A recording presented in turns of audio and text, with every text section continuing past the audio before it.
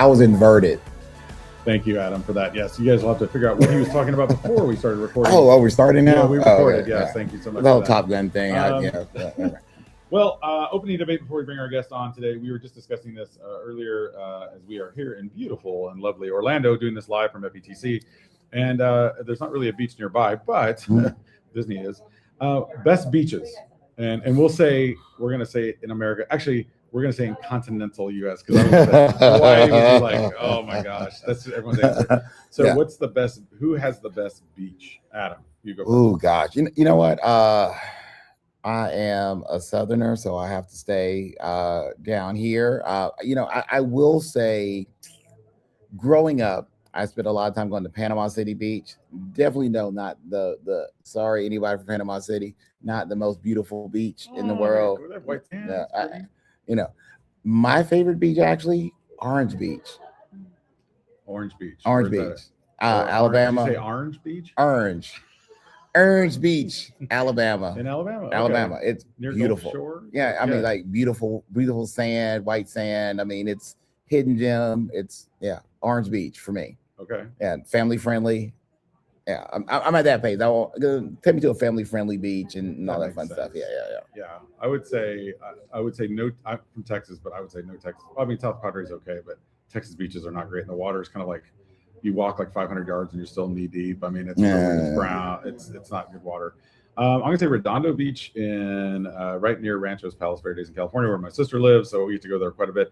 The water is a little bit chilly, but good wave action, pretty good sand overall, and you get to see some really interesting characters. I'll just say that's part of the joy of. But that's the beach. Any beach, you're going to see characters. Well, for sure. But you get like the bodybuilders that are out there too. I mean, you get the interesting. Anybody with like jean shorts.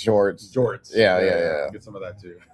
But enough about us. We do have a guest, Kip. Why don't you come on mic and tell us a little bit about yourself? I'm used to doing this on Zoom, so I forget. You're right there. Come on, mic. You're on mic. You're actually sitting right in between, right here. Yeah.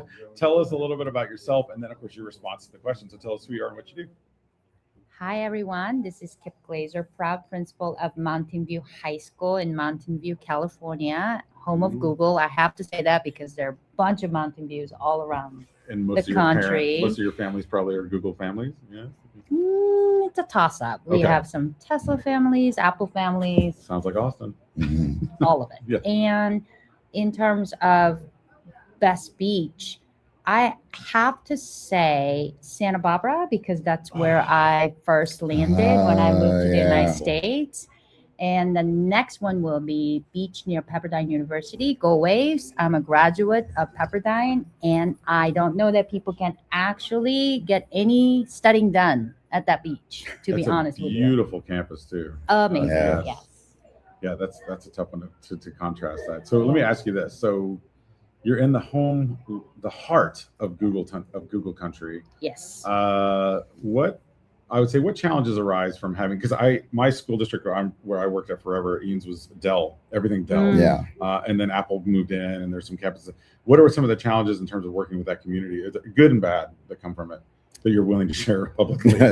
Hey, I'm an open book, and I would tell always the truth and be direct. So the best part about that community, working in that community, is really the students. We have the kindest, most loving students who are a little bit forgetful. I wish they pick up trash a little more during lunch. I don't know, like any high school principals out there, trash problem on your campus. Just hide money underneath the trash. Oh, Adam did that trick for a while. No, I did that in my house one time. Yeah. The trash got taken, and the money got taken, and the trash was still there. No, so, never mind. That's not a good solution. Yeah, if you ask my staff, they will say the same thing. We have the most amazing students, and I brought 6 of them here. And every time they interact with any adults, they'll tell you, like, where did you find these people? And I will say we have 2,200 of them back at home. So come on over, visit. And there are schools like that in this world. What is challenging about serving this community, I think that there is an expectation and almost like a FOMO from the parents because things are not as they experienced it. Yeah. Right. And they struggle to connect with their children through the experiences that they didn't have when they're in high school. And when we try to do anything different, there is like immediate reaction, good or bad, right? And so I have to do a lot of communication, a lot of coaching, even with the parent. Just because it doesn't look the same as what you had doesn't mean that it's bad. It's just Right. different. And in fact, sometimes different must exist. And the disconnect. Don't you do this at work? Like, Right. You're Are you still Googlers. doing what you did at work in Yes. 1950s? Are you still typing on a typewriter? Yeah. yes, why do you expect that the school needs to remain exactly the way that you experienced it? Mhm. That's the struggle. Yeah, that it's so funny when parents are Yeah. like, I had a textbook for every class. It's like, okay, and did you actually use it? They're like, math was good when I was a kid. Like, okay, I've seen your math scores. They weren't really that good back then. Like Overinflated. like we have a false sense of what things were in the good old Mhm. days, if you will. Mhm. The math True. scores really weren't that great back then. I carried the one, but I never knew why I carried the one, in math. Right. I just was told to do it and I did it. But now the kids actually understand that because it's a different process. Things change. Yeah. So talk about some of those processes and changes. What are some things that you've seen? And of course, it's a conference. There's ed tech here, but there's also the two big letters that we always mention, AI. The influence of that in things that you're seeing in school, how it's impacting the students, the learning, all that stuff. I mean, just if you can solve AI for us, we'd love it. Yeah, go for it. No pressure. And I think that's the misnomer, right? Because Okay. we, meaning I, come from the AI Central or AI Creation Central, that there's this, again, expectation that schools in the Silicon Valley must have figured it out. Right. No, not true. In fact, I actually encourage my leadership, we got to go slow to go fast. Mhm. Because we can't just jump in and do things like the lesson from COVID, right? It feels very similar to me. And that's what I actually started to think about writing a book about that. Because when I became the principal, I started July of 2019. That was my first year principal. Welcome to your first year of principalship. Yes, And now and- there's a pandemic. Yeah, it was so interesting because the first half of the year when I became a new principal, lots of people called me, reached out, and I got to call them too. And because everything is first. Like Right. the first time there's a huge parent complaint, or first time that I have to hire somebody, or first time I have to think about evaluating Mhm. some of them to find the greener pasture, I had people to call, right? Right, Because there are lots of experienced principals who are ready, willing, and able to help me. Mhm. Pandemic hits, and there's no one around. Yeah, they all- Right? We're like, what are you doing? I'm like, you're asking me. I'm first year principal. I don't know what I'm doing. I mean, I kind of figure it out. Right, You right. never say you don't know, but Uh-huh. Well, you're supposed to be the one telling me. You're Yeah. older, like you were here, and they actually left me, right? Because that's what happened at the Mhm. pandemic, the height of pandemic. A lot of experienced people are like, peace out. yeah, that's I it. did- We're not going to stick around for this. They're like, Yes. all right, let me know how that goes. Also, reality is that those people were so scared of even coming to school for their age and Yeah. other reasons, Yeah, right? for Like sure. elders Yeah. that we rely on as the cornerstone of the education system, they just were rightfully so, like disappearing on Yeah. us. So then we go through that, and I'm like bumps and bruises, somehow figured it out. Mhm. We get the kids back, and we're like, okay, we're back to business now. Let's do this school thing. Boom, AI comes. And I'm like, who is like, what is happening? And you looked around again. Yes. And there's this unrealistic expectation of school leaders to have Mhm. figured it out and know what you're doing. And I think it's so hard for me to, because I'm always honest and direct. I will tell you Yeah. the truth. I haven't figured it out. And if anybody tells you you have it all figured out, I'm sorry. I think you Yeah. are fibbing big time. AI expert. Oh, come on. Yeah. And this digital media AI expert, when you really think about digging into what they know, I think I would prefer to have someone who's honest and saying that we're all in this Yeah. together, and we have to have courage to say, I haven't figured it out. We just need to try something and see. Mhm. and we support one another by sharing.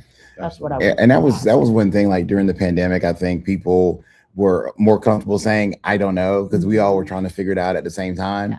And I think right now, as we look at how we're implementing and using AI, more leaders need to be honest with not only themselves but with their staff, with students, with parents. Say, hey, we are figuring this out together, we are working together.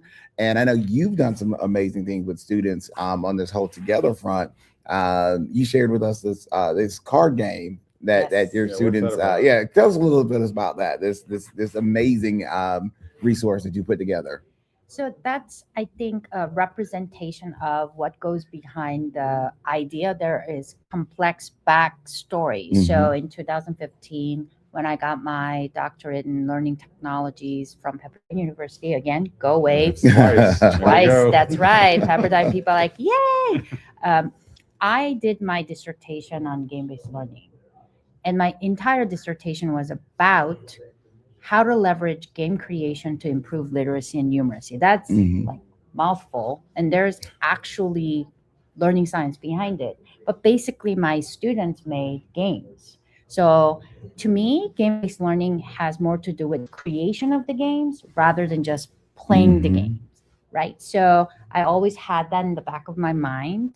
And then I joined this group called Engage AI Practitioner Advisory Board, Mm. and we were working on this document called the Bill of Rights for Educators, AI Bill of Rights for Yeah. Educators. It took about 18 months. Lots of learning scientists, practitioners, we got together and talk about how do we introduce AI into the classroom and what rights do educators have, and let's document that. So we came up with this Safe AI acronym. It's a gorgeous document, amazing work. And then when it was done, we posted online, and then yay, we did it. You're done. That's And it. I'm like, it is it. I am not gonna let it turn into another binder situation. You know, I'm like, Yes, Edie, you yes, go yes. Binder get the situation. binder, and then you put all the know. binder Yes. on the. I mean, Shelf, and it sits on that shelf Until the next it's person retired. comes in and takes the job, and then they're like, "What's this binder?" And they're like, "Oh, a couple years back we did this thing." Yeah. Mhm. They have a CD in the slot that you can download. rinse and repeat, right? I said, no, we're gonna do something with it. Mhm. So then I was like, I paid for that very expensive degree, and I'll learn some stuff about Pepperdine again, third yeah time. learning science. So I turned this into a card game where you get 6 tenants, we call it, and then there are 18 scenarios that we built with students Mhm. to think about ethical dilemmas that educators will encounter, and we play these card games. And the card game, actually, what it is intending to encourage educators to do is discourse. And they So they need help with that. We all do. Yeah. get in the groove, Mhm. and instead of saying, oh, AI is bad or AI is good and biased and all these things, right? Privacy or efficiency, all these words that we're tossing around, we look at the cards and say, here are some of the fundamental rights that we think educators should have. And here are some situations Mhm. that might be in violation of those rights. And all the gamers in the room always want to know, like, did Right. I pick it right? They get the right. Yeah, there's like, That's I'm what, like, yeah. well, the point of the winning Mm. actually has to do with how you articulate and argue. Mm. Why did you think that? And we Right. get so much back from the educators saying, in my context, when I'm teaching third grade ELA, or when I'm doing math problems with my Mhm. high schoolers, and we get to talk about it, and how did you deal with that? Right. What did you think about that? So we took that card game to ASU GSV last year with students, and we piloted it. Mhm. And of course, instantaneously, my loving educators say, okay, this card is great. Where is the student version? Oh, yeah. Right? Yeah, So yeah. then we came back and we made student version of it. And we are doing now play testing to make sure that this is something that we want to release to the world. And that's the gamer Mhm. in me, right? Like Yeah. every time we play a game, you find the little, whatever, the hole or gap, and then you try to plug Cheat it code. and Yep, yep, making. yep, Yeah. And I think the process itself of asking the students, what do you think? So we did 2-hour workshop 2 days ago, and we debuted our student card. We were so excited. Kids came back immediately. Like the vocabulary did not convey the essential ideas. I'm like, okay. Or That's like being called up about the kids. You're like, okay. Okay. But that's great, right? That's what Teach is them something too. Yeah. beautiful about working with kids. They just tell you, once you build that trust and relationship, you know how it is. Mhm. At the start of the school year, they're silent. But then, as the year goes on, Mhm. they start chirping at you or calling you out and whatever. And then you empower them to say, how would you do it? What do you think is the best way? So are they ever like, bro, what's going on with this? Yes. Bruh. Yeah. Bruh, yeah. Bruh. Well, that starts from a place of mutual respect, too, Right. which I mean, it's something like trust, relationship building, all those things that have nothing to do with technology Yeah. come into this. You're talking about game based, and I think it's important too, because you were also saying that some families kind of say, well, we want traditional. How do you convey to them? I mean, you just said wonderfully a lot of great things that came out of that discussion about creating games to those traditionalists that are like, well, school needs to be taught, directed. How do you tie and say, hey, this is why gaming and game-based learning might be a good thing for your kids too? What are some skill sets that they need to be picking up? I mean, you talked about it, just their discourse is a big one, right? Learning how to overcome that. Yeah. 100%. And kids tell me what to say too. So when I first started the tech internship program that I always wanted to do for our kids, especially nowadays, people talk about building durable skills. Yet traditional school system doesn't allow that to be built. Right. There is no mechanism for them to Right. get that. So I wanted, and what's our solution? Oh, they should do internship.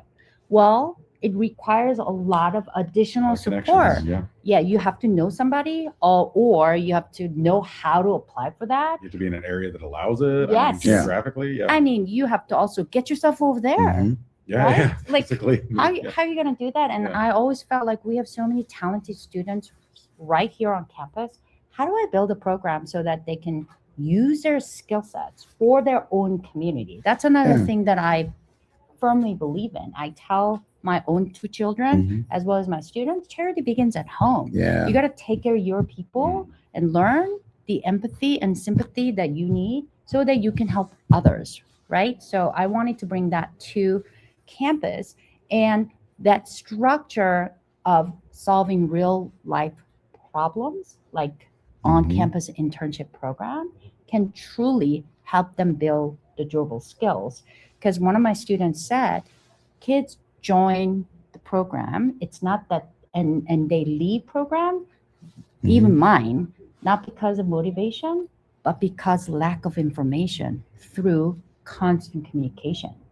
If you Yeah. think about it, then kids are saying, we have to build the information structure. We have to build the communication structure so that people want to stay with the Right. program. Yeah, they feel engaged. They feel like Yeah. part of it. Sell the program through their messaging too, but that communication is a big part of it. Right. So let me ask you this, Kip. I believe we met last year at ASUGSV. Yes. And you had students with you then. Yes. And I know here at FETC, you have students with you as well. And I love that you are really elevating those voices because the students are why we do what we do. Yes. So let me ask you this, what advice would you give to another principal or superintendent that's doing some things to try to encourage them to bring those students to those events, whether it's a state conference or local conference? Because sometimes, they come up with all these excuses on why they can't bring the kids.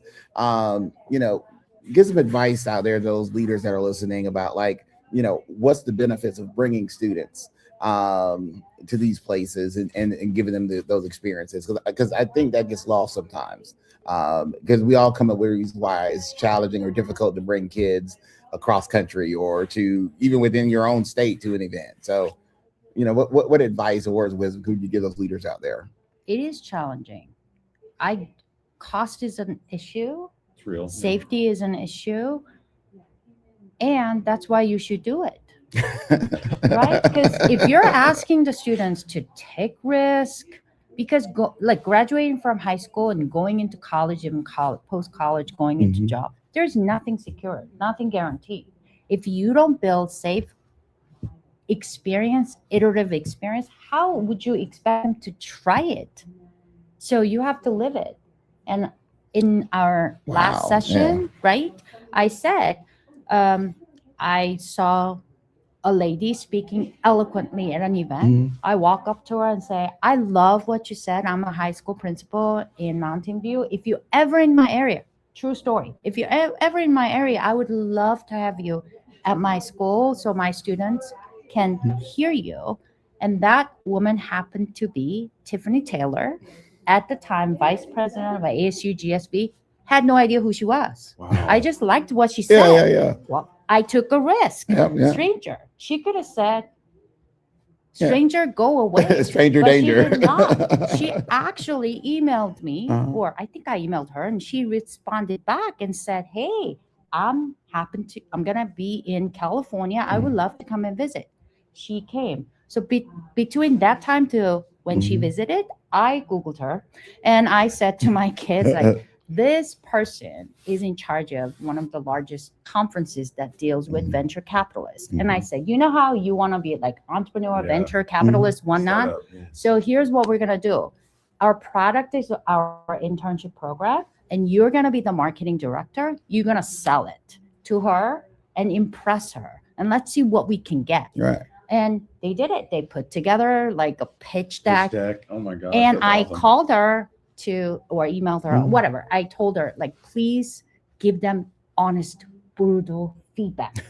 Because if the program is not that good, they Yeah. need to know. Yep. And this is a safe, productive experience that they will get. Mhm. Because I knew Tiffany wouldn't be like Right, right. mean spirited. Right, But I right. said they need some Critical. experience, Yeah, yeah. right? Mhm. She did. She said, you were thinking too small in the community only. Do that, but think about how to elevate big. yourself and serve the community. And that's when they came up with, we will sign up for digital well-being challenge. We will go to local elementary school to see if they want to host events with us. Like, they came up with all these ideas. Mhm. So my job was to make a phone call, and I told them, look, I will ask Yeah. what you're asking me to do, but be prepared. Some people might say no. And how do we Knows. come back from that? Mhm.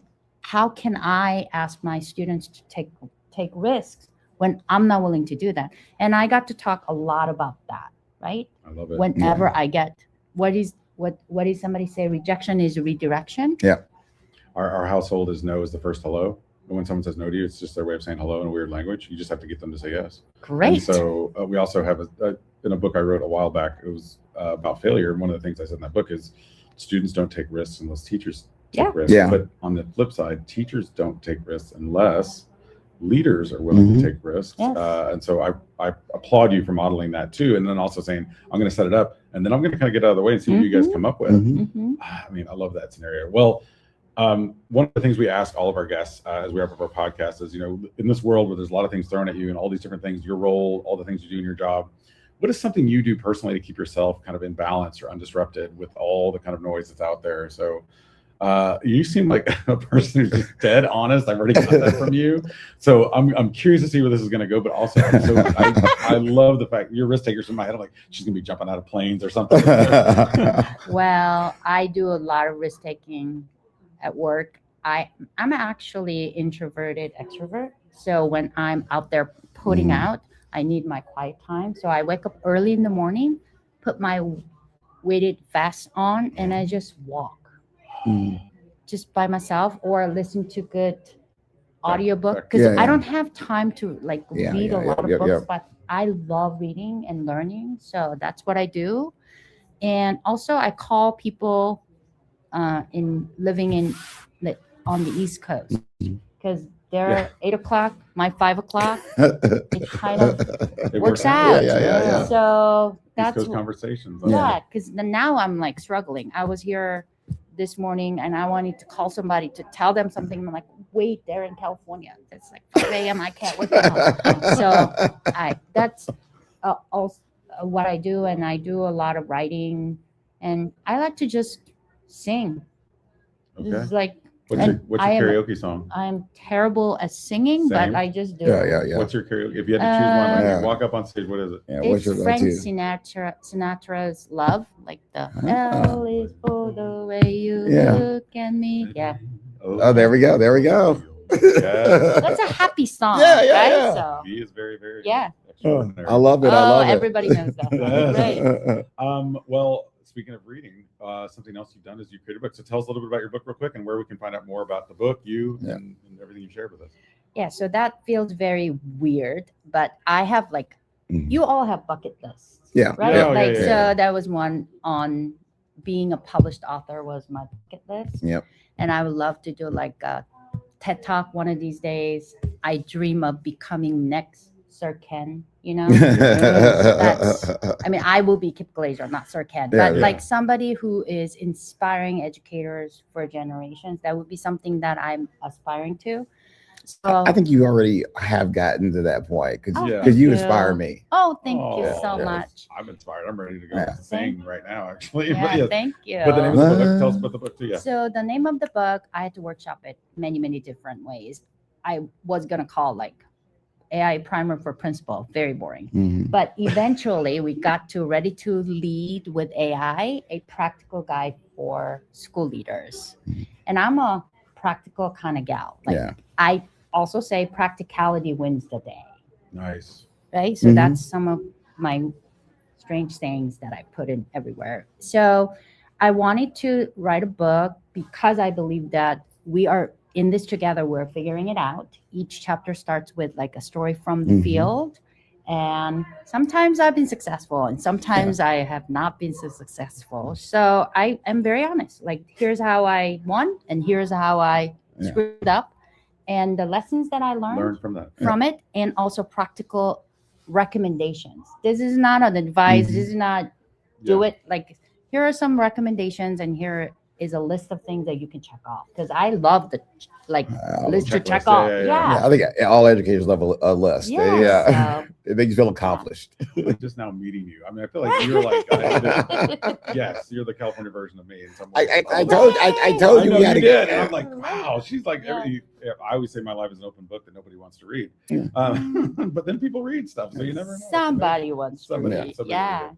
Yes. Well, what about how do we connect with you? Are you on LinkedIn? I'm on LinkedIn. I actually have my my students said that my website is very sad, but I do have a website. Kids are You know, just they're just like dead I honest. and I'm gonna you're gonna help me, right? Uh, You're gonna help we me. got- So that's we got- what yeah. that's what I tell my students. They're gonna help me make it snazzy. But Yeah. for now, it's a very basic website. Mhm. I have an email address. Yeah, and I love to connect with people. And I think we're like I said, we're all in this together, and in community we Mhm. support each other. So Love it. Veronica, you should say that because that's actually our sign up for the podcast too. So great. this has been the Undisrupted Podcast, brought to you by All for Ed. He's Adam, and you can follow him at AskAdam3.